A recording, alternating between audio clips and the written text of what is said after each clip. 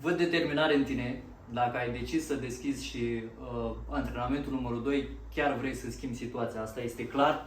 Așa că, tot la fel, nu sunt prea mult la discuții. Punem planul de antrenament în aplicare. Îl facem împreună acum. Sper că ai făcut o ușoară încălzire.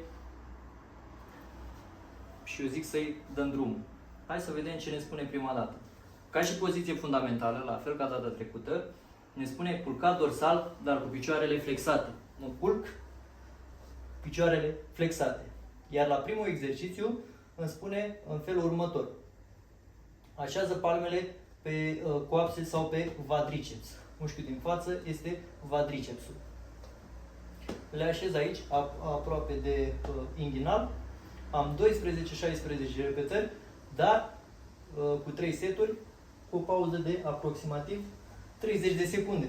Hai să dăm bătaie. Știm de data trecută, încordăm abdomenul, îl îndoim ușor către înainte și inspirăm jos, expirăm sus. Am palmele jos și 1, 2, alunec cu palmele către genunchi. 3 și 4, 5, 6, 7, 8, 9, 10 și încă 2 din partea mea, 11 și 12 și am terminat primul set. Facem încă 2-3 ca să ridicăm un pic ritmul cardiac, să concentrăm sângele din organele interioare către zona care ne interesează pe noi. Cât am ținut acum de vorbă, clar a trecut pauza, așa că ne apucăm iar de poziția fundamentală, culcat dorsal, picioarele flexate, mâinile pe quadriceps și alunec până ajung la genunchi. Cu îndoirea trunchiului către înainte, că asta este mișcarea care lucrează abdomenul. Ți-am mai spus, dar oricum ai ținut minte. Și 1, 2, 3, 4, 5, 6, 7, 8, 9 și 10. Avem și al doilea set. Luăm o ușoară pauză, inspirăm controlat. Ne amintim de la videoclipul anterior, că ți-am spus de metoda 4-4-4, de 4 ori 4. O pui în aplicare dacă dorești, dacă nu, măcar inspiri pe nas, expiri pe gură și dai totul afară. La fiecare repetare, când ești jos, inspiri și când ajungi sus, expiri, scoți totul din tine. Nici n-ai idee cât contează respirația. Oxigenează mai rapid creierul, ajută și musculatura. În interiorul tău au loc procese extraordinare. Tu doar respiră corect și o să observi că în timpul antrenamentului o să prinzi un aport suplimentar de energie. Hai să dăm bătaie, că iar cred că am trecut de alea 30 de secunde. Palmele pe quadriceps și începem. 1, 2, 3, 4, 5, 6, 7, 8, 9, 10, 11 și 12 din partea mea. Am terminat și primul exercițiu, te-ai descurcat foarte bine până aici. Nici nu trebuie să te văd, oricum știu că ești încântat că ai făcut pasul ăsta, că vrei să schimbi înfățișarea. Nici nu ai idee cât contează pentru lumea ta interioară. O să te simți mai bine când te vezi în oglindă și oricum cu fiecare antrenament pe care îl faci de minim 10-15 minute o să observi că devii mai fericit. Asta pentru că se eliberează în corpul tău hormonul fericirii și orice stare ai avea, îți spun eu, că ușor, ușor ți se dă la o parte. Deci sportul are, cred că cel mai mare efect terapeutic. Hai că iar te înțeleg mult de vorbă, că am vorbăreți așa de fel. Hai să ne concentrăm pe exercițiul numărul 2, care spune în felul următor. Ne raportăm tot la poziția de bază, culcat dorsal cu picioarele flexate și îmi spune în felul următor. Îndrept piciorul stâng, ok, palma stângă o așez pe ceafă, iar palma dreaptă o așez sprijin pe sol. Ca și mișcare, îmi spune îndoirea trunchiului înainte, cu răsucire la dreapta, ducând cotul la genunchiul drept. Am 6-12 repetări, o să fac 6, tu dacă poți faci mai multe, am doar 2 seturi pentru că este un exercițiu mai complex și pauza este de 40-60 de secunde. Bun, reîncepem. Piciorul stâng este drept, palma dreaptă sprijin pe sol, palma stângă la ureche și încerc să îndoi trunchiul înainte cu răsucire, astfel încât cotul să mi-l duc la genunchi. Și începem. 1. Inspir. 2. 3. 4. 5. 6. De câte ori lucrez abdomenul, am rugămintea să nu te ridici cumva din mijlocul bazinului, să te tragi de aici. Nu. Folosește mișcarea naturală a abdomenului, respectiv de îndoire, te îndoi și apoi te ridici. Da? Uite, mă îndoi, îmi trage corpul și apoi mă ridic unde am nevoie. Da? Nu uităm că abdomenul leagă partea superioară de cea inferioară și are nevoie să se contracte ca să le susțină. Da? Ca să te contracti, trebuie să faci o ușoară îndoire către înainte. Iar te-am ținut de vorbă. Iar a trecut toată pauza. Hai să continuăm. Mâna dreaptă sprijin pe sol, stângul îndoit și cotul stâng îl duc la piciorul, la cotul drept. Și începem. 1, 2, 3, 4, 5, 6. Și luăm pauză.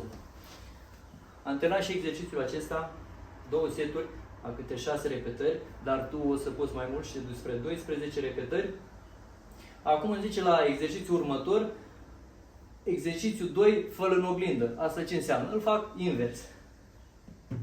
Pentru că eram stat de vorbă mult. Iau poziția fundamentală, culcat, picioarele flexate și îndrept piciorul drept. Stânga, sprijin pe sol, palma dreaptă la ureche, iar cotul încerc să-l duc la genunchiul stâng. Iar când execut abdomenul, exercițiul, îmi doi trunchiul către înainte și la mișcarea maximă, când aproape ating cotul, fac o ușoară răsucire la stânga. Hai să vedem dacă ne ies. 1, 2, 3, 4, 5, 6. Se poate. Cum să nu se poate? Reglez un pic pulsul cardiac. Inspir, expir. Observ că s-a întărit un pic abdomenul, deci lucrează cum trebuie. Asta pentru că și tu te implici. Știi că contează foarte mult să te concentrezi pe tehnică. Mai bine fac corect tehnic și mai puține repetări decât să fur și să fac mai multe. Pentru că există și risc de accidentare. Hai să continuăm, că iar te-am ținut de vorbă. Trebuie să învăț să pun un scoci la gură ceva, că prea te țin de vorbă. Unde am rămas? Stânga sprijin pe sol, piciorul stâng îndoit, dreptul îndreptat, palma dreaptă la ureche și încerc cotul drept să-l duc la genunchiul stâng. Hai și dăm bătaie, încordez abdomenul și îndoi către înainte. Sus, fac o ușoară răsucire și 2, 3, 4, 5 și 6.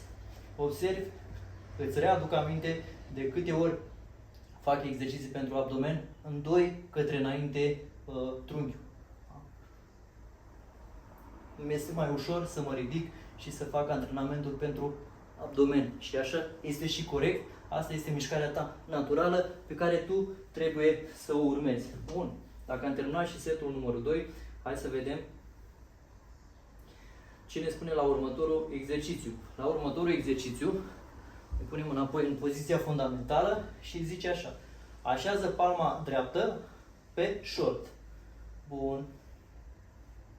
Ca să vezi mai bine, o să așez palma stângă. Eu o să încep cu partea stângă. Da? Îndoaie trunchiul lateral, ducând palma la călcâi. Acum o să lucrăm abdomenul intercostal, partea intercostală, mușchii intercostale. Și avem aici, cât ne spune, 12-16 repetări către 2 seturi. Hai să încep. Plec cu palma de aici și mă duc către călcâi.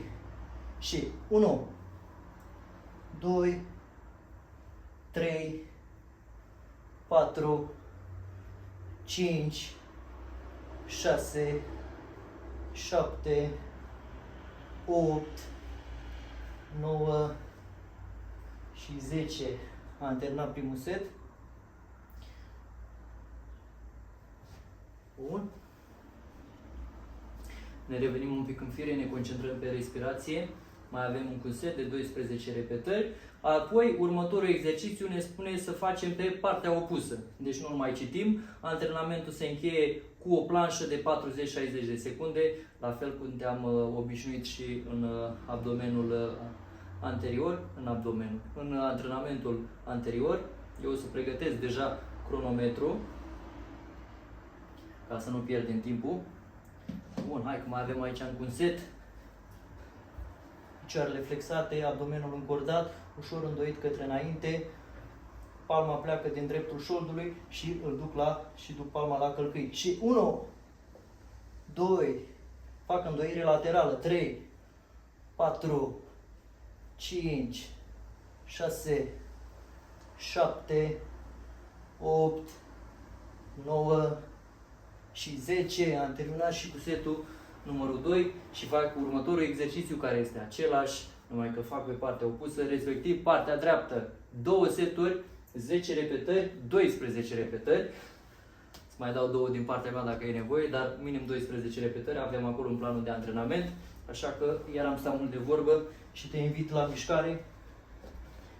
Încordez abdomenul în 2 către înainte, palma este în dreptul șoldului și încerc să ating călcâiul drept, da? Și 1, fac îndoire laterală, 2, 3, 4, 5, 6, 7, 8, 9 și 10. Am făcut 10 repetări, mai avem un set de 10 repetări. După setul ăsta îți recomand să iei o gură mare de aer pentru că urmează planșa ca să terminăm antrenamentul și să lucrăm eficient până la capăt. Nu ne lăsăm păcăliți de creier. O să ne spună, stai cu minte, nu mai consuma atâtea resurse, așează-te pe scaun, scrolează și cam atât. Nu mai consuma atâtea resurse. Hai să continuăm.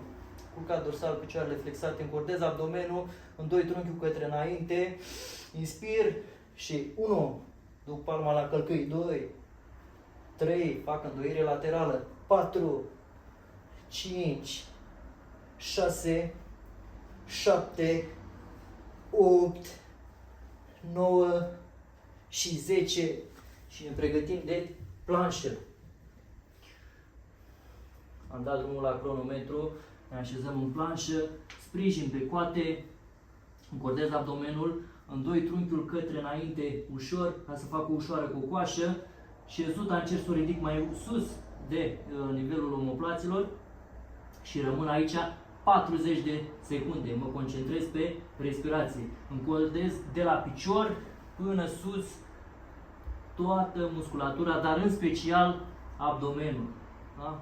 Și menține, uite, te-am ținut de vorbă, mă concentrez pe respirație, aproape a trecut timpul, mai avem câteva secunde, 37, 38, suntem aproape de 40, am ajuns la 40, dar mai stăm 10 secunde, că știu că poți. Hai, că mai poți 10 secunde.